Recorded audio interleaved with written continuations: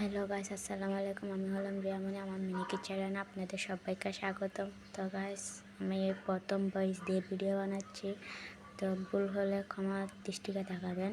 তো গাইস, ভিডিওটা শুরু করার আগে আমার একটা রিকোয়েস্ট, আমার ভিডিওটা একটা লাইক কমেন্ট, তো আমার ছোট্ট চ্যানেলটাকে একটু সাবস্ক্রাইব করে দেন প্লিজ। তো আজকে আমি বানাবো হচ্ছে ফুচকা। প্রথমে আলু, পেঁয়াজ, শসা এগুলি কেটে নিলাম। তারপরে তো এর ফাঁকে দেখে নিলাম আলুগুলো সিদ্ধ হয়েছে কিনা। আলু সিদ্ধ হয়নি, তো আমি তেঁতুলগুলো গুলিয়ে নিলাম। তো এখন চলে আসলাম ফুচকাগুলি ভাজার জন্য।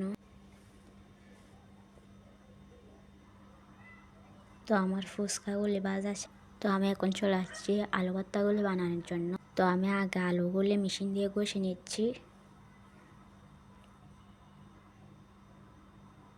তো আমার আলুগুলো ঘষা শেষ। তো এখন আমি এগুলি মেখে নেব। পেঁয়াজ, মরিচ, লবণ, তো একটু মশলার গুঁড়ি যেটা ফুচকার সাথে ছিল ওখান থেকে একটু দিয়ে দিলাম। আমার ভর্তা বানানো শেষ। তো এখন আমি ফুচকাগুলি ভেঙে নেব, ওখানে আলু ভর্তাগুলি দিয়ে দেব।